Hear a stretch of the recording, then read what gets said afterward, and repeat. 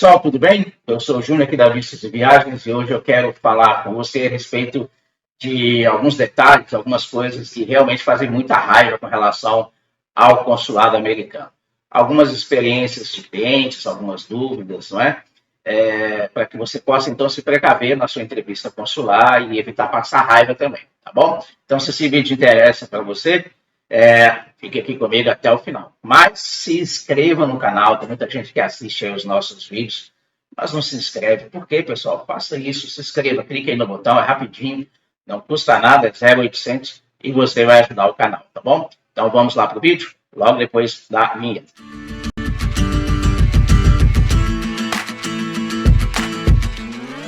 Então, pessoal, tudo bem?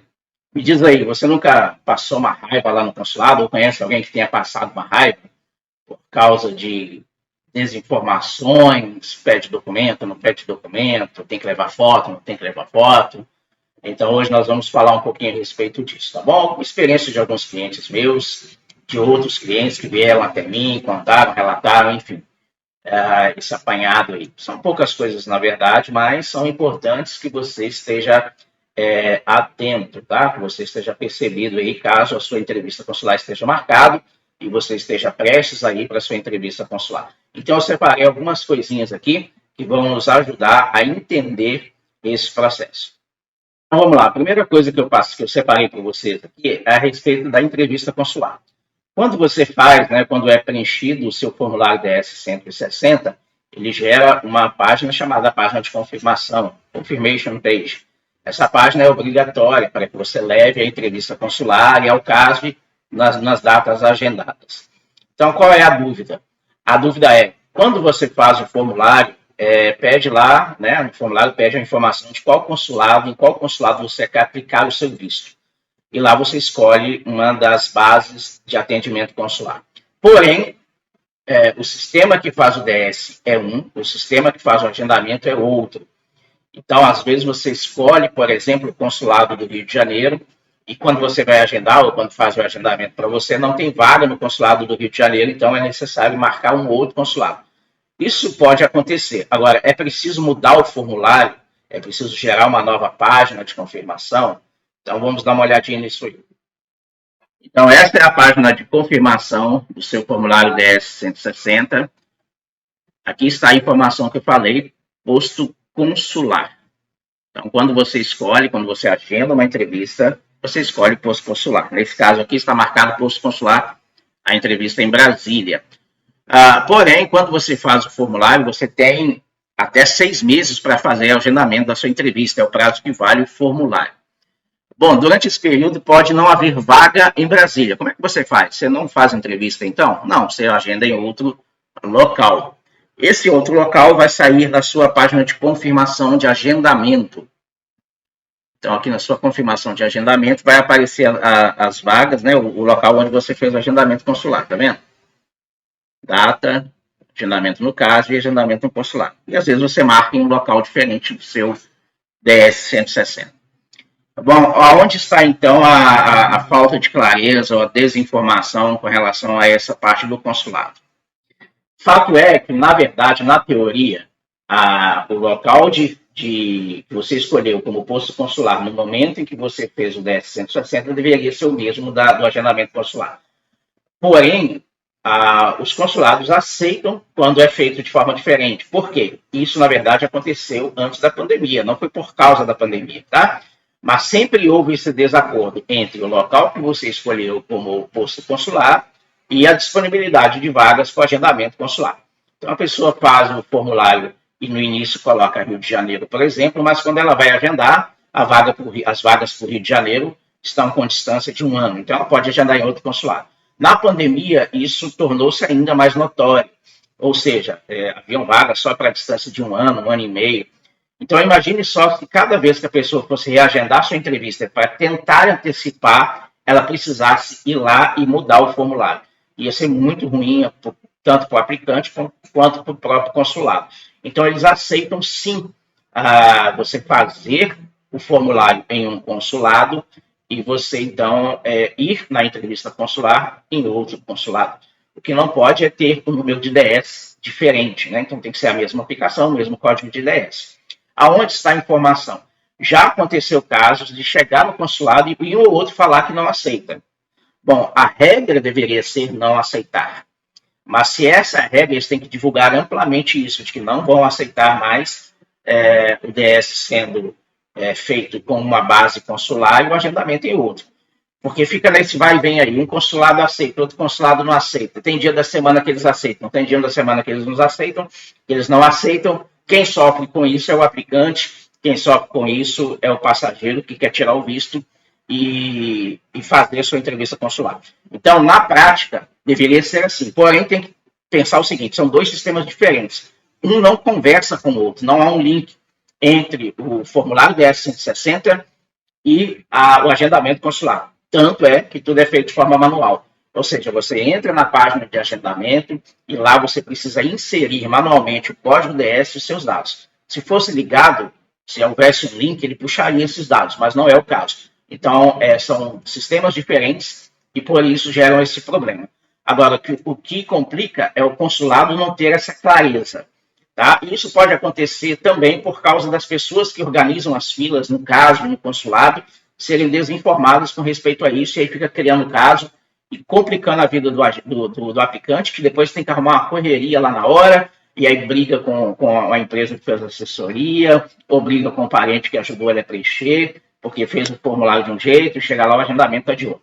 Então esteja atento a isso. Pode fazer sim, porque o caso me permite. Se você tem agendamento, fez o seu formulário DS-160 com um consulado, ligue no caso e pergunte se você vai ter que alterar o seu formulário. Eles vão dizer que não. Tá? A não ser que eles divulguem algo que seja amplamente conhecido por todos no seu site, falando a respeito dessa alteração, né, de que não vai aceitar mais. Então, por enquanto, aceita.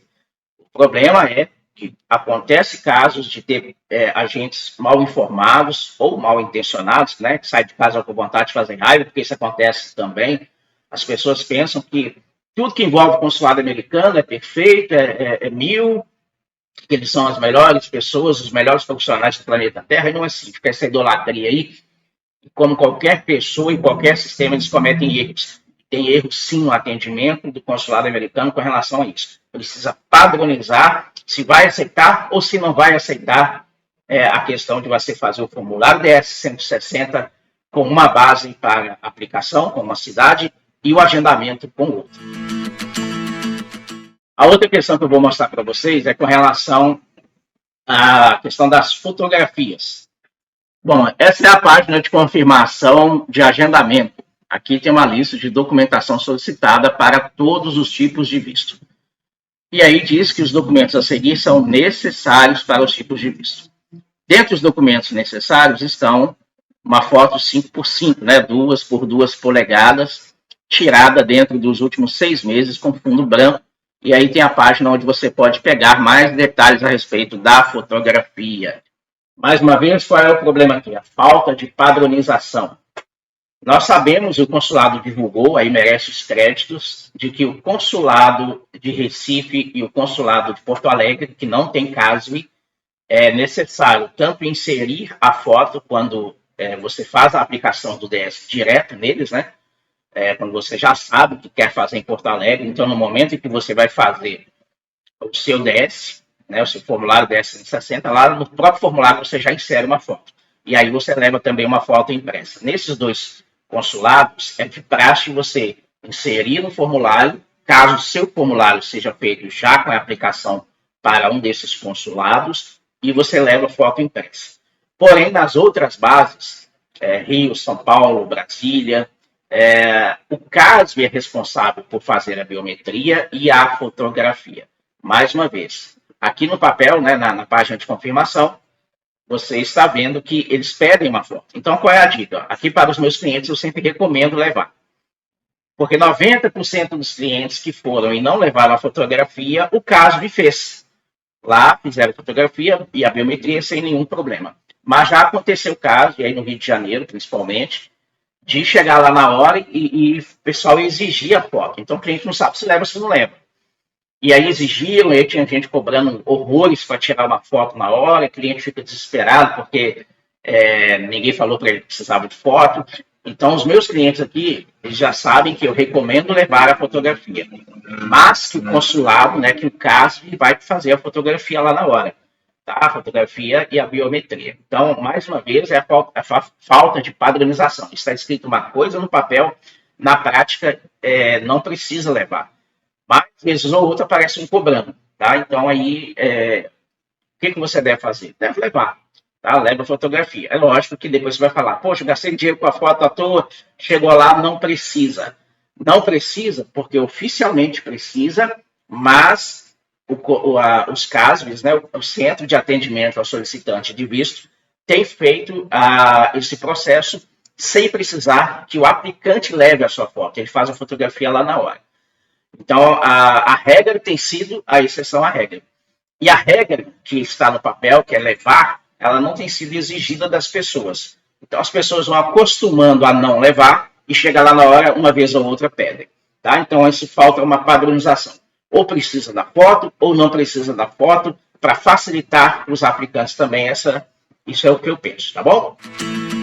Bom, outra coisa que precisa de uma padronização é a respeito das pessoas, né, dos aplicantes que são isentos de entrevista consular. Ou seja, menores de 14 anos de idade, cujo um dos pais, pelo menos um dos pais, tenha o visto válido ou esteja renovando o visto com o menor de 14 anos. Ou maiores de 80 anos, e aí eles são isentos por causa da idade. Ou quem está renovando o visto. Vamos ver? Mais uma vez, aqui na página de confirmação do agendamento, os solicitantes de visto com menos de 14 anos ou com 80 anos ou mais não são obrigados, não é recomendado que compareçam pessoalmente ao seu agendamento CASV. Membros da família ou outros representantes que compareceram ao agendamento em nome do solicitante precisam trazer uma foto impressa de acordo com as normas mencionadas. Então, isso acontece às vezes. Quando o solicitante ele é isento de entrevista, seja porque está renovando ou porque é isento pela idade, a gente pode representá-lo no consulado ou alguém da família ou responsável pode dar entrada no processo para ele ali. E aqui no documento está falando que membros da família ou outros representantes podem dar entrada. E aí, qual é a falta de padronização? Né? Uma pessoa está indo lá e uma das crianças não é responsável. Uma família está tirando o visto e uma das crianças é isenta de comparecer. Nesse caso, os pais levam, né, o documento da criança, ela é isenta de entrevista consular. Aqui no papel está dizendo que não é recomendável levá-la e tudo bem. Quando acontece com maior de 80 anos, já aconteceu o caso em que o pessoal do caso falou, não, mas quando está renovando, ou então no caso de estar tirando em família, a pessoa tem que ir. Como assim tem que ir? O próprio site está dizendo, o próprio documento dele está dizendo que não é recomendado a pessoa ir, aí chega lá na hora, porque está tirando em família, tem que ir.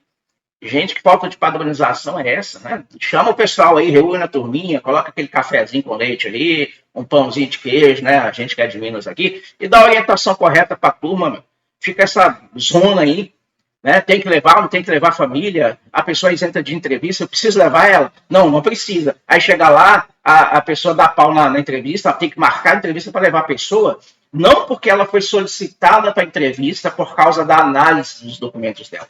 Mas porque a pessoa que atendeu cismou que porque está vindo em família, tem que levar. Quer dizer, então, que se ela estivesse indo sozinha, poderia ser representada. A gente poderia mandar um representante lá. Agora, porque está em família, ela precisaria ir. Então, isso é falta de padronização, é falta de orientação, é falta de empatia, né? Então, se está tirando uma família, por exemplo, e lá nessa família tem uma idosa que está renovando o visto, se essa idosa estivesse renovando sozinha, ia ser tranquilo, né? Poderia ser representada por alguém.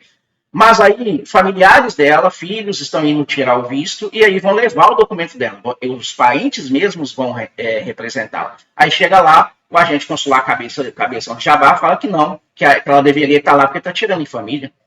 Não faz o menor sentido isso. Então, aí, essas coisas fazem muita raiva, né, para as pessoas. As coisas que já aconteceram, né? A gente sabe que coisas que são pequenas no formulário, que às vezes tem alteração, não precisa refazer o formulário. e às vezes o aplicante, né, com medo, chega lá e a pessoa pergunta, e aí, teve alguma alteração do seu formulário? Ela fala, teve. Aí, não, então a pessoa tem que ir lá e refazer. Não precisa. Né? Se não for dados realmente pertinentes à análise dela, não precisa. Ah, mudou meu e-mail. Que diferença faz se mudou seu e-mail, você está usando outro? Você não precisa correr lá numa lan house e fazer o seu formulário todo novamente, porque mudou o e-mail. Então, essas coisas mostram também que essa taxa de $185 por pessoa, ela é muito cara para o serviço que é prestado. Eu sei que muitas pessoas não concordam, eu diria que se eu discordar do que eu falo, mas o brasileiro é o que mais gasta nos Estados Unidos e, na minha opinião, deveria ser um pouco mais bem tratado. Ele deveria ter um tratamento mais digno. Além de tudo, essa taxa é muito alta para cada aplicante. Então, às vezes, tem uma família que se planeja aí para tirar o visto, e aí tem 5 membros na família e vão pagar quase $1.000 de taxa. Um absurdo isso. Mas, enfim, isso são outras questões políticas e internas lá. Mas o que eu estou trazendo para você nesse vídeo é para você entender que o processo de solicitação de visto americano tem falhas. Né? Tem falhas, você não está tratando ali com questões de inteligência, de FBI, há sistemas que têm falhas de preenchimento, né? Há sistemas que tem, o sistema do consulado tem algumas falhas, dá alguns bugs no preenchimento do formulário, a desinformação dos atendentes, isso causa muita raiva para os solicitantes, isso causa prejuízo também. Às vezes a pessoa tem um visto negado e não foi por erro dela, foi por erro de interpretação ou por falta de critério na análise dos documentos dela, sem contar as outras coisas que fazem muita raiva, não é? Que a pessoa simplesmente negar um visto porque a pessoa está viajando sozinha. Poxa, qual é a obrigatoriedade da pessoa viajar acompanhada? Então, a falta de critério, ela se faz no atendimento de caso, de biometria, mas também no atendimento da própria entrevista consular. Mas isso é um assunto que eu vou tratar em outro vídeo, tá bom? Então é isso aí, pessoal. Chegamos ao final de mais um vídeo. Mais uma vez, eu quero agradecer a todos que estão inscritos no nosso canal. Tem nos dado aí o impulso necessário para continuar postando aí os vídeos. E eu quero também pedir a você, mais uma vez, se você ainda não é inscrito no canal, faça isso agora, não deixe para depois. Se você gostou desse vídeo, ou se não gostou também, né, e se inscreve aí, porque nem tudo que a gente vê e acompanha na vida a gente gosta, mas às vezes traz assuntos que são relevantes. Então se inscreve aí no canal e compartilhe. Se você precisa de visto, precisa de assessoria, aqui na descrição do nosso vídeo tem os nossos contatos, tem as informações com relação ao trabalho desenvolvido pela Vistos e Viagens, e eu tenho certeza que nós temos muito a oferecer para você. Então, um grande abraço e até a próxima semana.